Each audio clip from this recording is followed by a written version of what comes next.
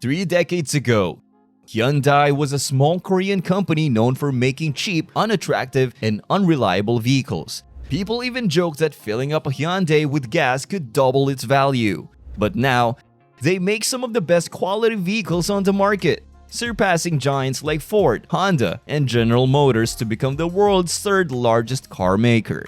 What's intriguing is the man who started it all, a farm boy who aimed to escape poverty. Leaving home as a teenager, he faced failures, setbacks, and humiliations on his journey. Despite these challenges, he built South Korea's largest company, dominating not only the car industry but also construction, shipbuilding, and more. He transformed into South Korea's wealthiest individual. This is the inspiring tale of Hyundai's journey from rags to riches, led by Chung Joo-young, rising above poverty.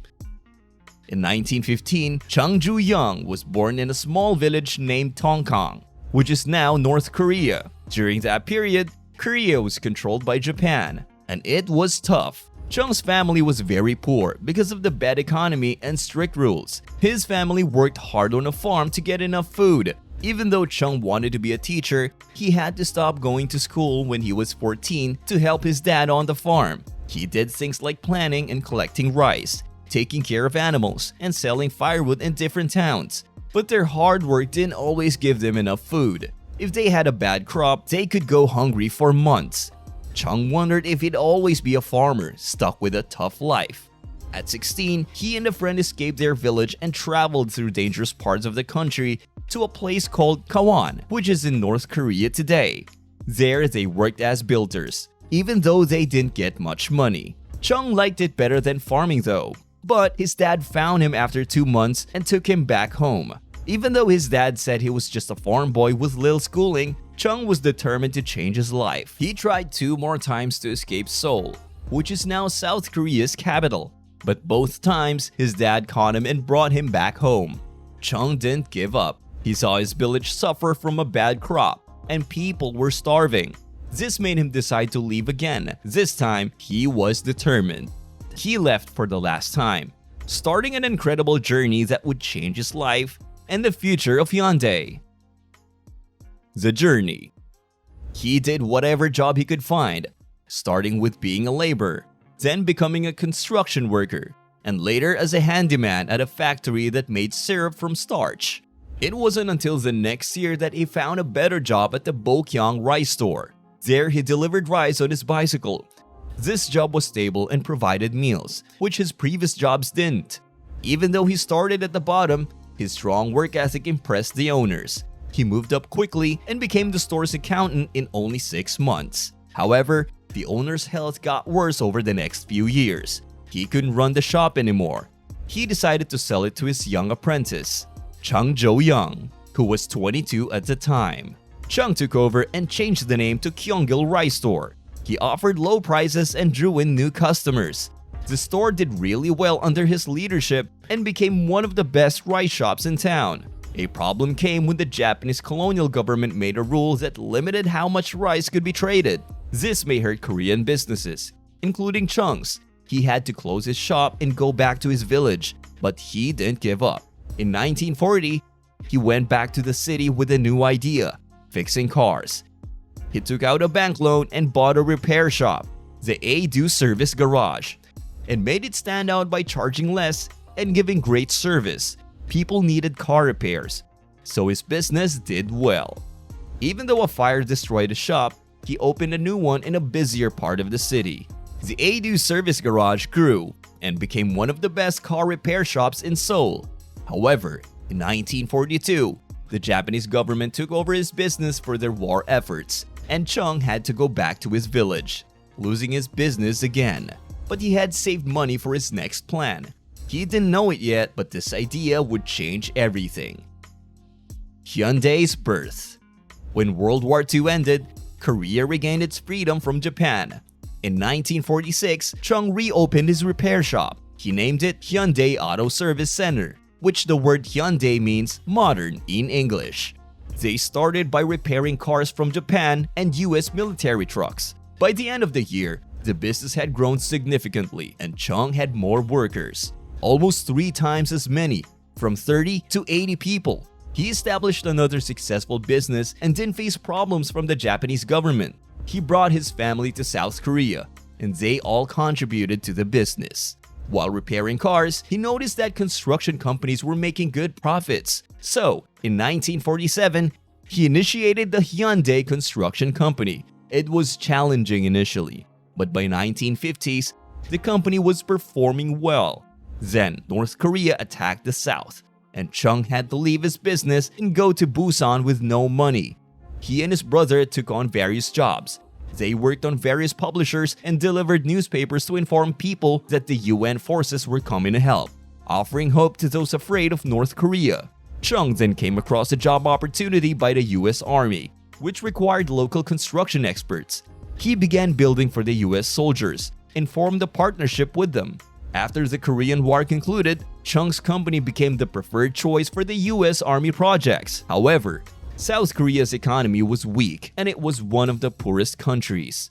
The US provided financial assistance to South Korea, and Chung secured a contract for a major project, fixing the Goryeo Bridge in 1953. Nevertheless, this project faced challenges. Chung lacked experience and proper tools, causing slow progress, accidents, and ultimately running out of funds. He borrowed money to complete the bridge, but his family also faced debts and problems. Chung felt extremely regretful about his family situation. Despite the setbacks with Goryeo Bridge, it did offer some benefits to Hyundai. Chung's company received a favorable credit score from the Ministry of Interior for repaying debts, which allowed him to obtain easier loans. He gained more knowledge about tools and machinery, and thanks to his collaboration with the US Army, he could purchase the necessary equipment. This significantly aided Hyundai, allowing them to secure numerous projects and grow rapidly. Hyundai even undertook major ventures in other countries, such as the Jubail Industrial Harbor in Saudi Arabia and the Arab Shipbuilding and Repair Yard in Bahrain. Hyundai's expansion was facilitated by government support and Chung's very own hard work. His company even diversified its activities, including shipbuilding, store chains, electronics, and financial services. However, he never let go of his ambition to manufacture cars, a dream he lost during the war. Hyundai Motors. During the 1960s, South Korea's government made a new policy that foreign companies couldn't operate in the country unless they partnered with local businesses. This was meant to help South Korea learn about making cars and improve its own car industry. Chung decided to start the Hyundai Motor Company in 1967. He made an agreement with Ford to use their car designs and built a big factory in Ulsan. In 6 months, the factory was completed, and the first car they made was called the Hyundai Cortina, which was similar to Ford's Cortina that sold well in the UK. But in South Korea, the roads were bad, and the car didn't work well. People thought it was a joke and wanted refunds. Then, a flood hit the Hyundai factory in 1969, damaging their equipment and cars. Rumors even spread that Hyundai was selling waterlogged cars, which hurt their sales and reputation. Despite all these problems, Chung refused to give up and kept making cars. Over time, the roads got better, and the Cortina started selling more in South Korea. Hyundai also planned to make another car with Ford, but Ford, however, didn't want to sell the Cortina outside South Korea and didn't want to share profits equally. Chung thought Ford wanted to control South Korea's market and use Hyundai for cheap labor. Furious with Ford, Chung ended their partnership in 1974. He then decided to create a new car on his own terms, which changed the Korean car industry in a big way. A new age for Korean cars.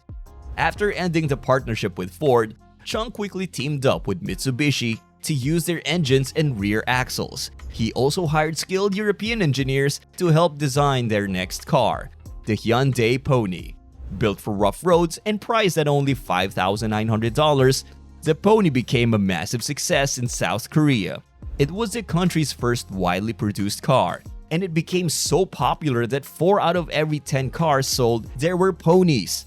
With this achievement, Chung and his team decided to expand their new model to the global market. It sold well worldwide and became a top-selling car in Canada. However, there was a problem. Hyundai still struggled with quality and reliability issues. people saw their cars as inexpensive but lacking features, requiring frequent repairs and gaining a poor reputation. Sales dropped and Hyundai became a subject of jokes. To improve, Chung and his teams worked hard to attract top talent and develop their own engines and parts. In the 1990s, they introduced new models like the Hyundai Accent, Sonata, and Elantra. Although these models faced initial challenges, they gained better sales as they caught up with modern features. Hyundai later acquired Kia Motors in 1998, marking a new phase for Korean cars. They invested heavily in improving design and manufacturing quality. By 2004, they achieved an impressive feat, tying with Honda for the second-best initial brand quality in the industry, just behind Toyota. Despite this accomplishment, Hyundai still struggled to shake off its previous negative reputation. To prove their quality, 100,000-mile warranty on all their vehicles sold in the US. This significantly boosted Hyundai's sales and reputation, making them a prominent car brand in the 21st century. Chung later dedicated his time in philanthropy, pursued a presidential office, and tried to bring together the two Korean countries. He passed away in 2001, leaving his company to his sons.